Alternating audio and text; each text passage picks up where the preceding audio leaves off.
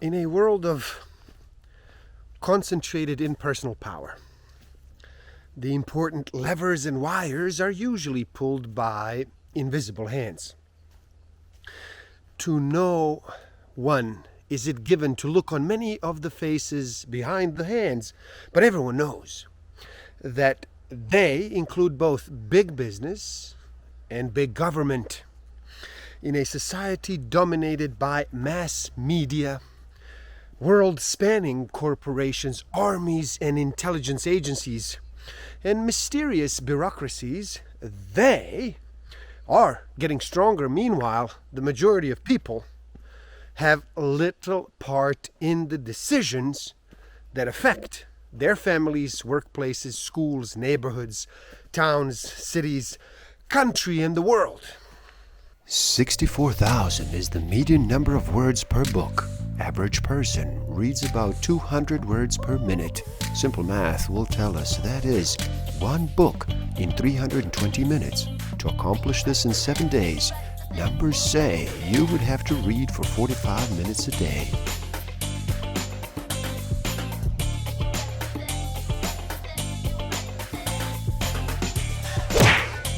Don't forget to subscribe. Hit that notification button, like, comment, and share.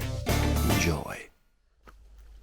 Welcome to the Book of the Week series. Every week as I read another amazing title, I share it with the world.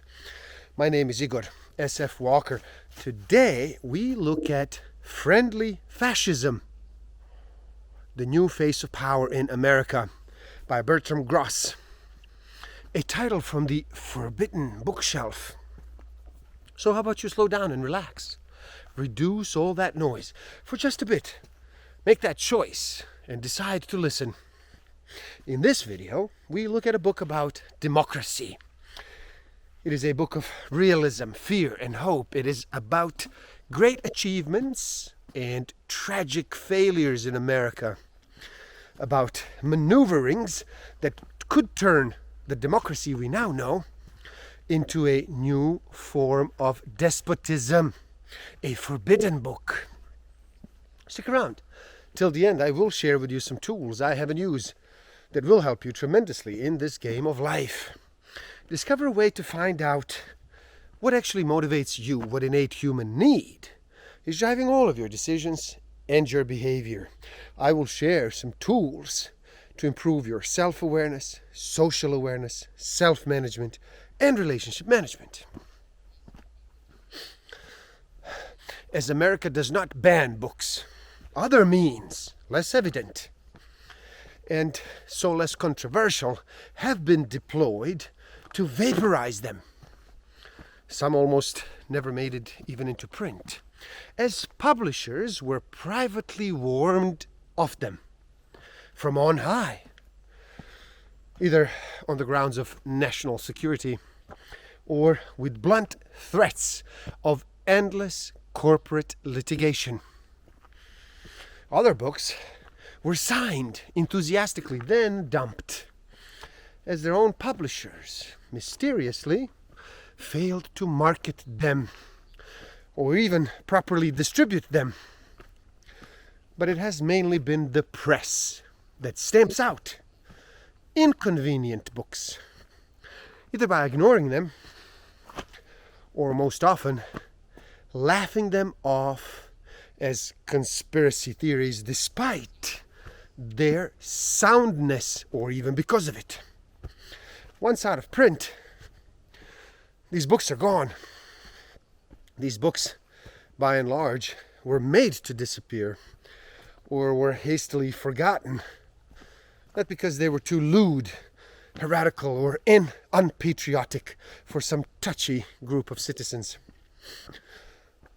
These books sank without a trace or faded fast because they tell sort of truths that Madison and Jefferson believed our Constitution should protect. Truths that the people have the right to know and need to know about our government and other powers that do keep us in the dark.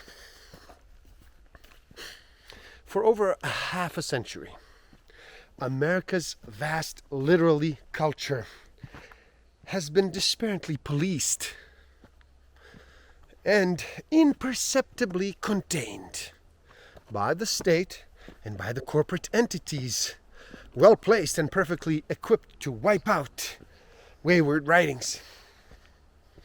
Their ad hoc suppression throughout the years have been far more effective and effectual than those quick sonic bans imposed on classics like the Catcher in the Rye and the Fahrenheit 451. For every one of those bestsellers, scandalously purged from some provincial school curriculum, there are many others, we cannot know how many, that have been so thoroughly erased that few of us, if any, can remember them or have even heard of them. For most of us, it's still new light on the most troubling trends and episodes in the US history, especially since World War II. America's broad use of former Nazis and ex-fascists in the Cold War, the Kennedy assassination, the murder of Martin Luther King Jr., Orlando Letelier, George Polk, Paul Wellstone, Ronald Reagan's mafia connections, Richard Nixon's close relationship with Jimmy Hoffa, the mob's grip on the NFL, America's terroristic Phoenix program in Vietnam, US support for South America's most brutal tyrannies, and CIA involvement in the Middle East, the secret histories of DuPont, ITTN, many other. Many vanished books on these forbidden subjects, among other, altogether, constitute a shadow history of America, a history that we the people need to know at last. If fascism, expressed through corporate tyranny, was able to effectively mask its true intentions behind its friendly face, we would be successfully stripped of power, shorn of our most cherished rights, and then impoverished.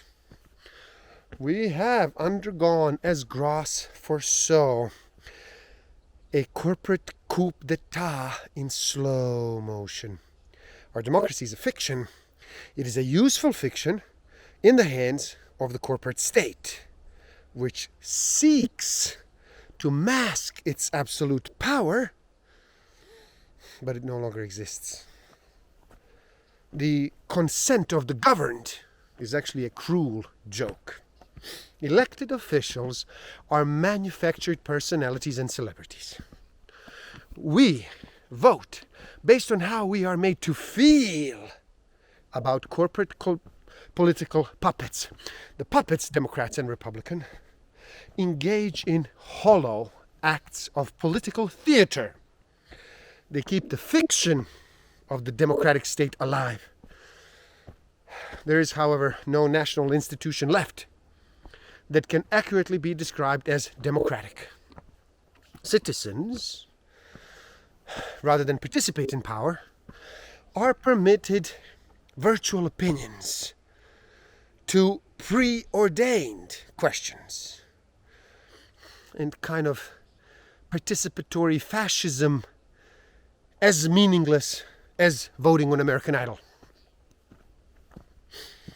We are only permitted to take emotional stands on issues that do not affect corporate power. What we call politics is no longer political.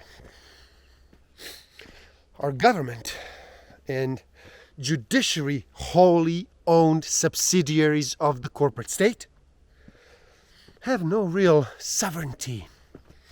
Capitalism, as Karl Marx understood, when it finally dominates government, is a revolutionary force. And this revolutionary force, described by Gross as friendly fascism is plunging us into a state of neo-feudalism, perpetual war, ecological disaster, and a dystopian nightmare. No state has mastered propaganda better than the corporate state. Our press has replaced news with indoctrination, with diversion, and with entertainment. You cannot use the word liberty when your government, as ours does, watches you 24 hours a day and then stores all of your personal information in government computers in perpetuity. You cannot use the word liberty when you are the most photographed, monitored, and eavesdropped population in human history.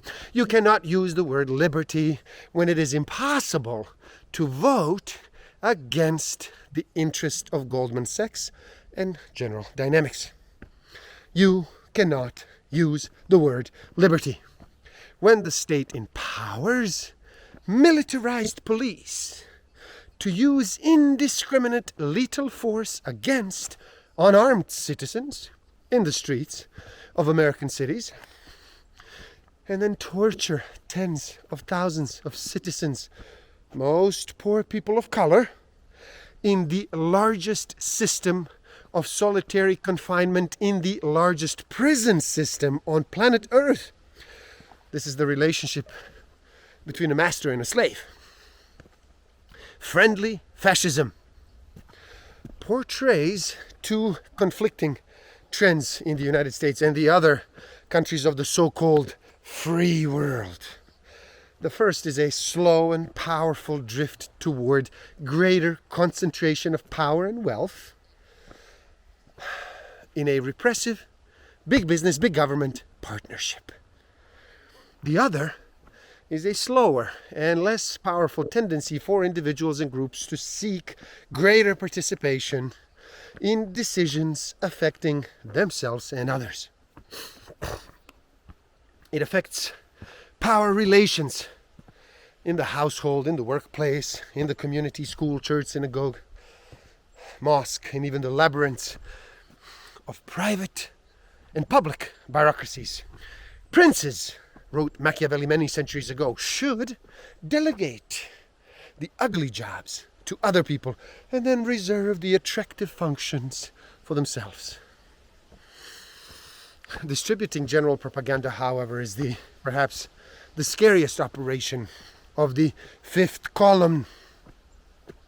Expanded government interventions into the lives of ordinary people is actually glorified under the slogan, getting the government off our backs. Decriminalization of corporate bribery, of fraud, and the dumping of health-killing waste is justified under the banner of promoting free enterprise and countering environmental extremists. Private greed, gluttony, and speculation are actually disguised in free market imagery. Power is always gradually stealing away from the many to the few because the few are more vigilant and consistent. Samuel Johnson said this. I fear any personal arrogance in urging this or that form of action, the arrogance of ideologues who claim a monopoly on truth, of positivists who treat half-truths as whole truths, of theoreticians who stay aloof from the dirty confusions of political and economic combat, and the self-styled practical people who fear the endless clash of theories. I'm afraid of the arrogance of technocrats, as well as the ultra-rich and their high executives. Some of this arrogance I often find in my own behavior. I am afraid of blind anti-fascism. From its very beginnings, capitalism has been a dream factory. Since World War II, this factory has produced successive waves of raising aspirations. Its old men have dreamed dreams, its young men have seen visions. Its political and economic leaders had made promises. No sector of society is immune to the festering sore of a dream deferred, or when it comes true, converted into a nightmare. To break or loosen one's bonds with community or with family is to gain freedom from the restraints of older values and traditions, from inquisitive neighbors, and from domineering relatives. In the anonymous privacy of the metropolis, one may choose, within the limits of their available income, between this or that lifestyle, this or that mate, this or that form of self-gratification, to do one's own thing in the metropolis. In a way, it's an exalted height in the individualistic ideology of capitalism, but here, as though by invisible hands, anyone may easily be led to break down the very self which was supposed to be liberated. Opinion polls in the United States have repeatedly documented a growing lack of confidence, if not contempt, for the major institutions of American society. To some extent, this is a youth phenomena.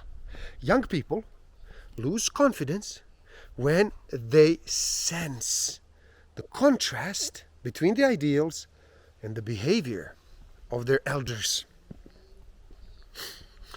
The calm is actually on the surface. Underneath, crisis-laden tendencies and contradictions not only continue to exist, but to multiply and are sure to erupt into the open in the historically near future.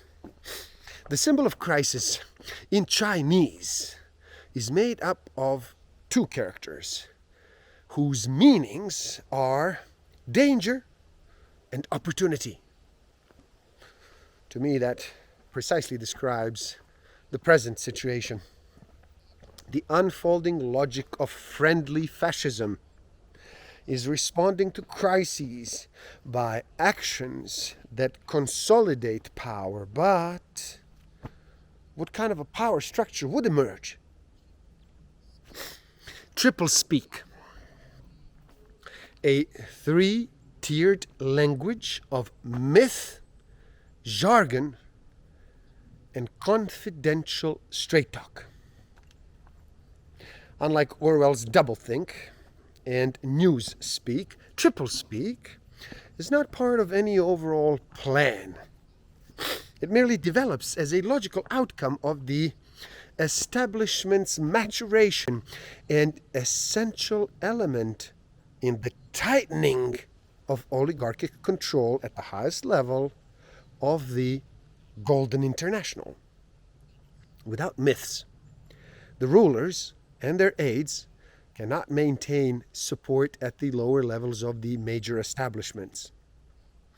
And the might itself, as well as the legitimacy of the empire, may decay. Jargon is required to spell out the accumulating complexities of the military, technological, economic, political, and cultural power. Straight talk is then needed to illuminate the secret processes of high decision-making and confidential bargaining, and to escape the traps created by myths and jargon. Capital has always been a form of power, a physical wealth, whether land, machinery, buildings, materials, or energy resources. Capital is productive power. As money, it is purchasing power. the ability to get whatever may be exchanged for it. The ownership of property is the power of control over its use.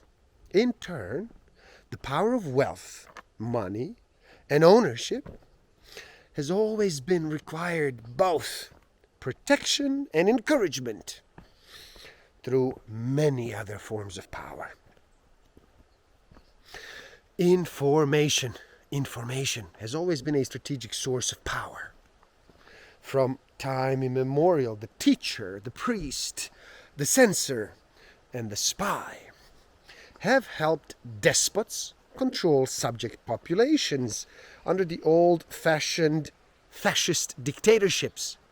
The party propagandists replaced the priest, and the control of minds through managed information, and it became as important as terrorism, torture, and the concentration camps.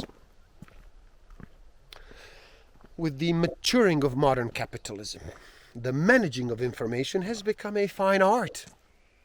In Advancing Science, Herbert Schiller analyzes 5 of the myths, which in his judgment have represented the greatest manipulative triumphs of the past for the media. Number 1, the myth of individualism and personal choice. Number 2, the myth that key social institutions are neutral instead of serving concentrated wealth and power. Number 3, the myth that human nature does not change despite the myth maker's success in helping to change it. Number 4, the myth of the absence of serious social conflict. And finally, number 5, the myth of media pluralism. One of the many illusions of the modern world has been that economic growth gives people more leisure or free time. And this, despite the encroachment of work and work's anxieties far beyond the hours of recorded physical presence at the workplace. High-level consumption also eats our time. The choice amongst varied goods and products takes time. The services you are expected to want consume so much time that time efficiency methods then must be applied, either to do a lot of things simultaneously or to cut down on the time for each. Eating, lovemaking, exercising, meditation, reading, contemplation, relaxation are all compressed into ever shorter quantities of time under the accelerated consumption of techno-urban fascism. This trend would be accentuated. A powerful head of steam is an inescapable byproduct of friendly fascism. The rewards of extended professionalism, accelerated consumerism, and elite power work if and only if they create anxiety. Much of this anxiety and even terror is free-floating. And like explosive gases, it might be touched off by a stray spark, unless dissipated by channeling into available escape valves. 4 of these escape valves, sex, drugs, mental illness, and cults, merit special attention. The modern complex outdoes the ancient Hydra. It has many more heads, and each of them enjoys less visibility. It actually has greater regenerative powers, for each head springs from a managerial reservoir full of upwardly mobile men and a few women, restlessly, breathlessly awaiting more room at the top. This modern Hydra is also adaptive, both in the passive sense of responding to change and in the active sense of anticipating or guiding it.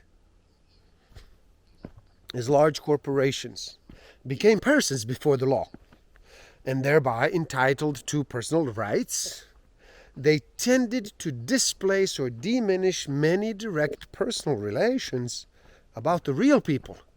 They looked on most real people as automized units with roles in mass production, mass consumption, mass education, mass communication, and mass culture. Today, posing the question, what is to be done, is often facile cover-up for doing nothing or passing the buck to others. These are no simple tasks, with so much to be done and undone. There is room and there is need for anyone, anywhere. There are endless needs for uncovering exploitation and abuses wherever they may occur, whether intended or unintended, and for demystifying the mysteries that obscure the workings of concentrated capital and concentrated power. It is essential to learn from mistakes and false starts, and to begin again in an endless struggle to make things better, rather than sit idly by, waiting until they actually become worse. And there you have it. Friendly fascism, the new face of power.